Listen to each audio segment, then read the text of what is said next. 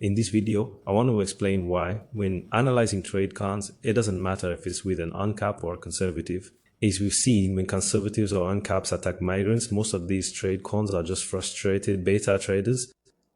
There's an American author named Alan Roger Curry. I might have mentioned this during a live session with Fox back in 2018. Perhaps that live has already been deleted. He had a definition that really makes a lot of sense, saying that there are 4 distinct classes of men. There's the natural alpha, a rare type among men, like the Kafa or the Chad. This guy doesn't need to commit to have a relationship. Women are willing to be with him just for sex. He can have casual encounters without a girlfriend or wife, yet he's always with someone. Often women with boyfriends or husbands cheat with these men who they're born leaders. The natural alpha male doesn't have the necessity to provide support to the woman, nor does he need to make any commitment to her. Then there exists another group of men, which essentially includes all those men who are rated as a grade 6 or grade 7, possessing a good physical appearance. These men are often alphas, but exhibit certain beta tendencies or characteristics. Essentially, these are the men who are capable of engaging a woman in a casual relationship. However, if he desires to continue this relationship with a woman, to maintain her presence in his life, she will inevitably demand some form of commitment from him. The natural alpha is the guy who can sleep with a woman, disappear for months, then contact her and sleep with her again. Regarding the alpha male who exhibits beta traits, he is able to find a woman with whom he can engage in a casual relationship. However, over time, he struggles to maintain this arrangement. Eventually, the woman will present him with an ultimatum. She won't insist on him providing financial support, but rather, she'll simply ask for a commitment from him. She won't ask for anything beyond that. Her sole request will be for him to commit to the relationship. So, when you take a closer look at most of these egalitarian couples, who often end up having no children or just one child, where the man and woman share expenses equally and the woman is very focused on her career, you find that they might live together in the same house or separately in their own homes. In these situations, in the majority of these cases, what you're really observing is an alpha individual who also possesses some beta characteristics. He doesn't necessarily need to be the sole provider for the woman. He can share the financial responsibilities with her. However, he is obligated to stay faithful to her and fully commit to their relationship. That's what I'm referring to, the frustrated betas caught in the midst of the uncaps and tradicons. Most of these uncaps and tradicons, especially the UFC tradicons, fit into this category. The uncaps, perhaps not as much, but within them, there might be more of this alpha with beta traits, a mix that lies between them and the other group. Now, this third group I'm talking about consists of betas possessing alpha traits. This beta with alpha traits, the kind of guy who, to win over a woman and maintain the relationship with her must pay. Essentially, it's the man who invites the woman on a date and then covers the expenses for the restaurant, bar, and so on. He's the kind of guy who, if the woman desires, and if he wishes to pursue a relationship with her, she will insist on moving in together, she'll push for marriage, and she'll advocate for having children. So, if you observe, both among the ANCAPs and the conservatives, and particularly among the captains of the horde, these are the men who are entering into relationships, marrying Emisol, and taking charge of their affairs. These are the individuals, the ones who exhibit beta traits yet possess distinct alpha characteristics. Their alpha characteristic is that they can generate income, which is important. However, they're considered betas because they lack the ability to attract women. So that's the definition we use. Finally, we have the last group, known as the full beta. This is the complete beta type, a guy who, even if he doesn't pay women, still wants to go out with them and desires a relationship. This could be the case, for instance, or an incel. Incel represents a more serious situation. Might be a guy with a physical appearance rated at grade 2 or grade 3, something along those lines, because even a 4 or 5, if he tries hard, or maybe even a 3, can try to reach beta with alpha traits, become a provider and find a woman. But a full beta is the rare case where even if he pays, he can't get a woman, or he's too ugly, has mental issues, something's off. But anyway, why do I claim that these individuals from the libertarian, uncap, and conservative groups who are constantly starting arguments, targeting MIGs and so on, are actually frustrated beta males? It's because they are essentially beta with some alpha traits. These are the men who have spent a significant amount of time studying hard, working diligently, and earning a stable income, all in the hopes of eventually being able to attract a woman when she is finally ready to settle down and have a serious relationship. We understand what it's like. It's when she hits that moment of realization, typically between the ages of 25 and 35. You know what I mean? She begins to notice that age is catching up with her and starts to desire more serious commitment. In more extreme scenarios, she's either single or has already gone through a divorce. It's evident in these situations that he and the woman are in a relationship where she's covering most of the financial costs. If they aren't cohabiting, the man tends to pay for everything when they go out or take trips together. If they're cohabiting, the man covers most expenses. Get it? These guys are frustrated for two reasons. First, they notice other men who attract women without investing as much. This angers them. Additionally, there's sometimes a desire for revenge, calling others derogatory names. Ultimately, it's all about jealousy. He notices that others can access the business by paying a significantly lower price than I have to. For me to have the same access, I need to pay a lot more. Additionally, there's another aspect. This situation will be leveraged to make them want to punish those other men too. That's the reason these guys find themselves in good standing with the feminists. You understand? It's all about protecting and giving advantages to women. Because they believe, first of all, they desire to retaliate against other men who have greater access to women than they themselves possess. Secondly, they believe that by supporting, for instance, certain feminist laws, and in this scenario, it's evident that both left-wing and right-wing individuals back these feminist laws. They think such laws are intended solely to penalize the pimp. It's only going to punish the guys at the top. What these guys don't realize is that this will also be used later to punish the beta. It could even end up being used to punish them too. Imagine, for instance, the situation of that so-called conservative who legalized divorce back in the 70s and decided that the virtuous little wife has to receive a lot of perks. He thought in his mind that, no, it's just a lousy guy. It's just a bad guy who's going to get screwed over. No, actually, there are many betas getting messed up by this situation. For instance, consider the case of the Emi Salomo.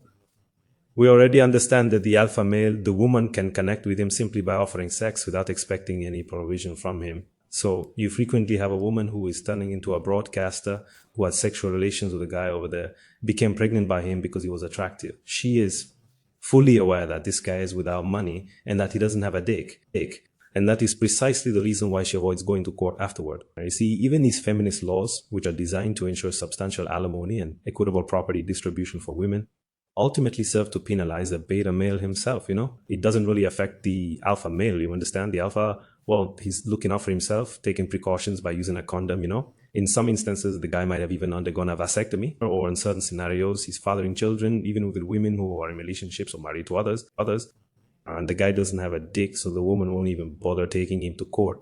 What the woman really wants is this guy's genetic material. She desires a relationship with him, but she also wants the stability she has set up so far, or that she will set up later to support her, understand? And there's another point to consider, which is when they talk about degeneration, culture, tradition, religion, and everything else, they use that as a reason to shout as well, because they believe it's all about this. Picture this, there's a woman's action in the old sex market where there's a woman's action and they've been forced to purchase women's shares at very high cost. They're required to invest their entire lives into this endeavor, and they're having to spend a significant amount to gain access to women and to maintain relationships with them, even to the extent of keeping their wives and children, right? Because if a man fails to satisfy his virtuous wife, she might seek a divorce. So he observes that he is making a substantial investment to have a woman and to raise children. Additionally, he is, as a result, investing in society, in the future of society as well. Well, he observes, you see, I'm backing a woman in our society. You see, I'm supporting and nurturing the children who will become the future citizens of our society or something like that. So, in his view, he feels he's being treated unfairly. He perceives himself as being wrong because he's pouring resources into the future of the nation and so forth. Meanwhile, there's this group of irresponsible, immature men with what you might call Peter Pan syndrome, I don't know, who aren't contributing in the same way. This gives them another reason to support a feminist law again. Because they have this desire to make things difficult for these other guys. It's like, oh, since I'm covering all these expenses here too, then come on. We need to charge higher taxes from all men, even those who are single, to, I don't know, fund my little virtuoso's retirement or cover the cost of maternity leave for my little virtuoso, something similar to that, or perhaps pay for my Qatar schooling. You know what I mean?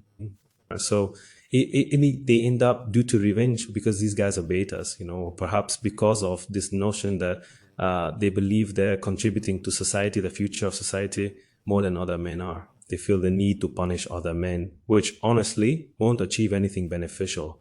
In every situation, regardless of how much they wish to impose taxes on singles and so on, the single man has two main advantages. First, he has the option to completely stop working, adopt a minimalist lifestyle, and aim to pay as little tax as possible, eventually falling straight into the income tax exemption bracket. This is especially beneficial if he has boomer parents who might leave him an inheritance or something similar.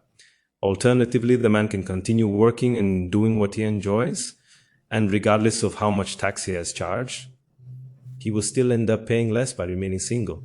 He will end up paying less in terms of inconvenience, time, and money. His life will remain more peaceful and calm. By staying single, he will continue to spend less and less. As I mentioned before, these betas keep on creating more privileges and more rights for the Vondokas. We understand that when we empower women, we are not making them independent. Instead, we are just making them more demanding. These guys themselves are actually messing up the sexual market. Additionally, because these guys are egalitarians, they mistakenly believe you can treat both men and women the same way in this market, as if the mechanisms were identical for both sexes. Do you understand? So they come up with this notion, no, we must restrict these men sexually in the same manner that we theoretically restrict women. Because they don't impose any restrictions, they're open to forming relationships with both the sender and those who are divorced, meaning they're not limiting anything at all. It's understood that a man's age doesn't significantly affect his sexual market value. The age of a guy doesn't cause his sexual market value to decrease much. Similarly, the number of women he engages with doesn't either. In fact, it can sometimes even enhance his market value. If he has had children, it will really depend on various factors. It will be quite relative. Consider the woman with whom he had children outside of a marriage or any formal relationship. Is she planning to take him to court or collect any sort of financial support from him? If she decides not to, then it won't necessarily reduce his sexual market value. Do you understand? So it doesn't really make sense for you to restrict these guys sexually. Now, if you take a closer look at it, they don't experience the negative effects of promiscuity in the same manner that women do. Now, when you take a look at a woman, you'll notice that age plays a significantly larger role in diminishing her sexual market value. Even more impactful is the number of men she has been involved with romantically. If she has had children, that impact is even greater, So, when you realize that promiscuity tends to devalue women much more severely than it does men, if it even affects men at all, what seems logical is the following. Imposing sexual restrictions on women, right? It's not just about restricting them sexually, but also about disempowering them. This is because with hypergamy in play, it would become easier for all these betas to gain access to these women. They would indeed have access to them. However, you must remember that many of these betas are egalitarians. They believe that, they can maintain an equal relationship with a woman indefinitely, with both sharing the expenses, when we clearly understand that this isn't the case. Once the honeymoon phase is over, which usually lasts up to a couple of years, and the initial passion fades away, the woman may begin to treat the man like a rebel, a tool, or even a utility. Even if up until that point, let's say the couple had been living separately or sharing expenses, that's the time when the passion diminishes that the woman might decide that no, now it's necessary for us to live together. Now we need to get married, and now I want to have children. Plus you have to cover most of the bills. Do you understand? She just changes the relationship protocol, raises the price, and doesn't even bother to consult with the man, leaving him with no choice but to take over. Do you see? This is what betas fail to grasp as they continue to give women more and more power, both economically and legally. When in reality, what they should be doing, not only to better the situation for all men, but also to enhance their own circumstances, is actually the complete opposite. It's exactly about disempowering women both economically and financially, while reducing and taking away their rights within marriage and parenthood. Simultaneously, it's about increasing men's rights in those same areas, essentially restoring men's authority. This change aims to provide some incentive for men to enter into serious relationships. This isn't just about creating incentive for the men at the very top, the alphas, but also for the betas, the men who aren't at the highest level. So these individuals, due to their collective mindset and their vengeful way of thinking, are ready to attempt to undermine half of the male population, specifically the top half, by giving preference to all women. But in reality, what these individuals are doing is undermining every man. They're truly undermining all men and giving preference to all women. They mistakenly believe they're doing themselves a favor while only harming the men at the top.